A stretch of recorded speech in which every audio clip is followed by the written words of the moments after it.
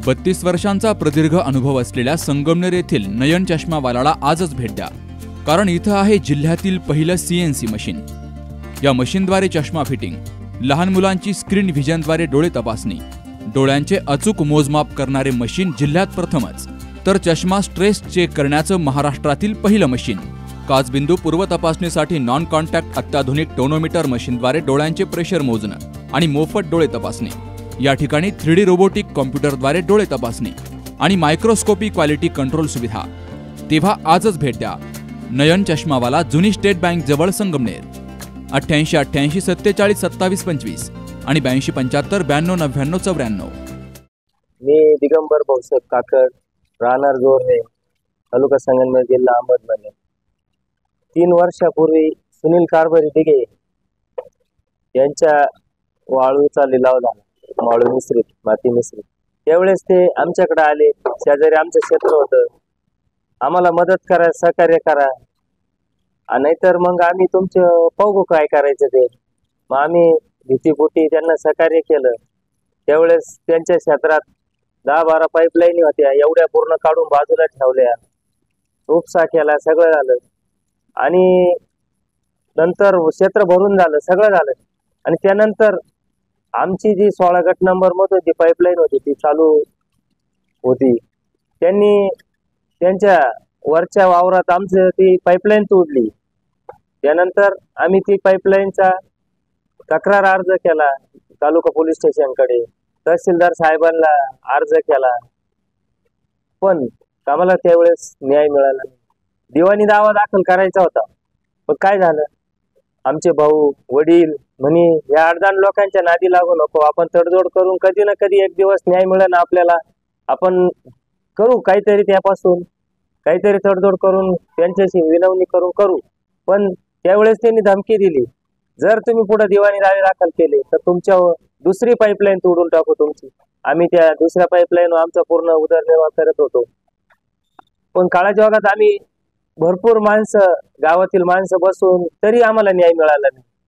पण माथा वस्ती येथे आमचा मोठा 40-50 गायांचा गोठा आहे, तेथून हे लोक वाळू वाहत होते आणि आमची मंडळी तिथे 11 तारखेला झाडलोट करीत होती, तेथून जोरात गाड्या चालू होत्या। त्यावेळेस त्या बाळासाहेब दिघेला मंडळी आणि मुलगा त्याला म्हणे, इथून तुम्ही वाळू वाहता, तुम्हाला कोणत्या प्रकारचं, तुम्ही जर एवढे घरीदारी तर तुम्ही लोकांच्या पाईपलाईन तोडता, तुम्हाला इथून जाण्याचा अधिकार आहे का?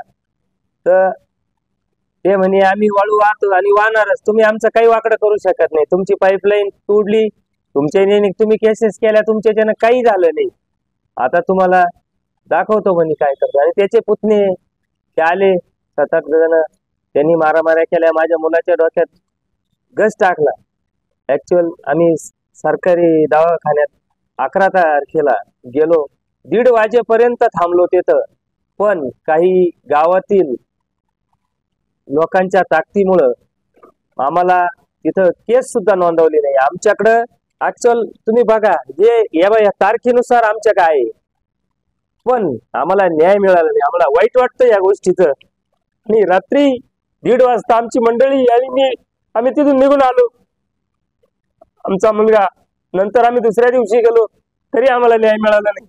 नंतर आम्ही ते नोंदवलं, पण साहेब म्हणले, ए बाई इथं खाली लिहिलेलं आहे, तुम्ही मोबाईल चोरीला गेला असं नोंदवता येणार नाही, तुम्हाला गाळ झाला असं लिहा तरच हा गुन्हा नोंदवला जाईल। आम्ही गपचूप तो नोंदवला आणि निघून आलो। नंतर SP साहेबांका आम्ही तक्रार नोंदवली दुसरी, ते अजून, आणि तिथून निघून आलो। ऍक्च्युअल आज आम्ही तहसीलदार साहेबांका सगळं अर्ज केला, माझी स्वतःच मी विनंती अर्ज केला, काय आहे ती लिहिलं, माझी विनंती काय आहे, माझ्यावर काय अन्याय झाला, माझ्या वडिलांना कॅन्सर आहे, आम्ही आमच्या लोड मध्ये आहे, मी ज्या नाही त्या लोकांना भेटलो, किती त्रास झाला आमच्या अंतःकरणाला माहिती, रात्र आमचं कुटुंब टेन्शन मध्ये, झोपत नाही, इतका त्रास झाला।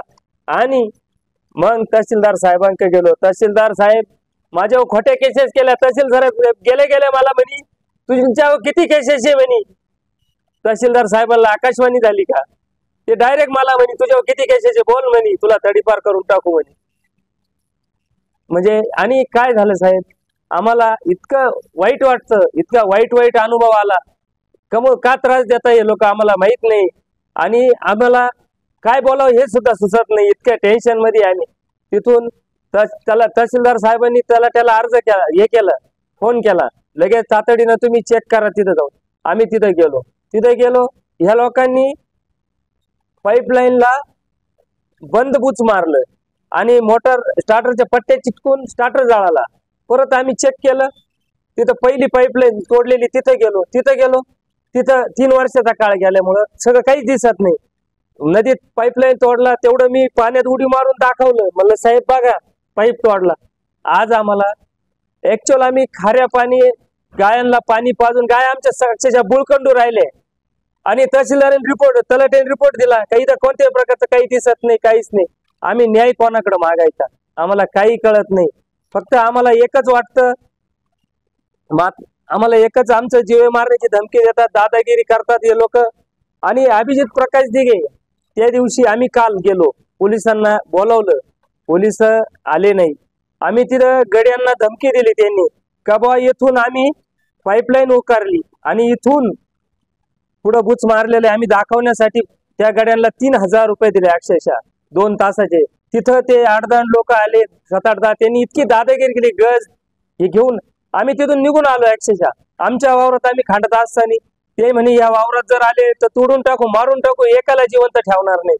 आम्ही तिथून निघून आलो. काल पण साहेबांकडे गेलो, पण आम्हाला न्याय मिळत असं वाटत नाही. गेल्या 3 वर्षापासून आमचं कुटुंब पूर्ण दडपशाही खाली आहे.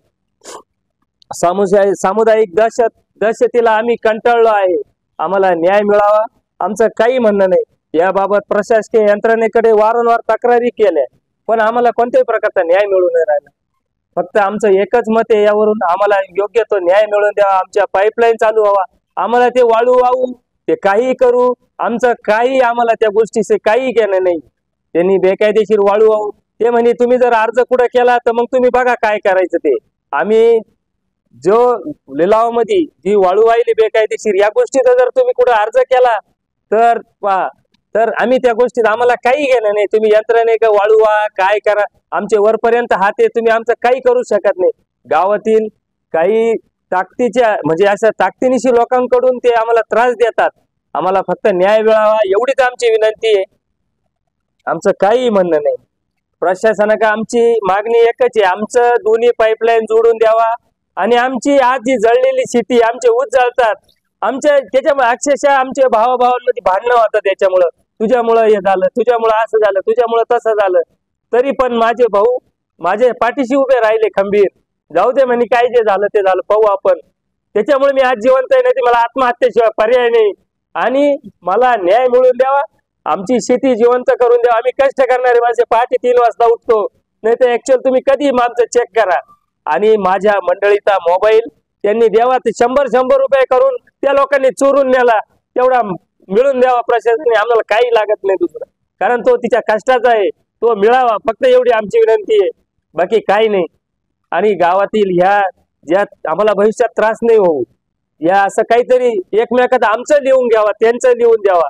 आम्ही म्हणत नाही का आम्ही नाही आहे, आमचं पण लिहून घ्यावा, त्यांचं पण लिहून द्यावा आणि अशा पद्धतीत तडजोड करून हा विषय मिटून टाकावा, आमची विनंती. डॉक्टर पावसे अर्धांगवायू पुनर्वसन आणि निसर्गोपचार केंद्र. निसर्गरम्य आणि प्रदूषणमुक्त वातावरणात 20 कॉटचे उत्तम मशिनरी आणि सर्व सुविधा उपलब्ध असलेले सुसज्ज निसर्गोपचार केंद्र. अर्धांगवायू, मान, पाठ, कंबर आणि सांधेदुखी, हातापायांना मुंग्या येणं, टाचदुखी, चेहऱ्याचा पॅरालिसिस, ॲक्युपंक्चर, फिजिओथेरपी, जलचिकित्सा, बाष्पचिकित्सा, योग चिकित्सा, मालिश चिकित्सा, चुंबक चिकित्सा, आहार चिकित्सा आणि माती चिकित्सा. संपर्क डॉक्टर रमेश पावसे, ठिकाण हिवरगाव पावसा, रायतेवाडी रोड, तालुका संगमनेर. संपर्क 96 23 25 67 22.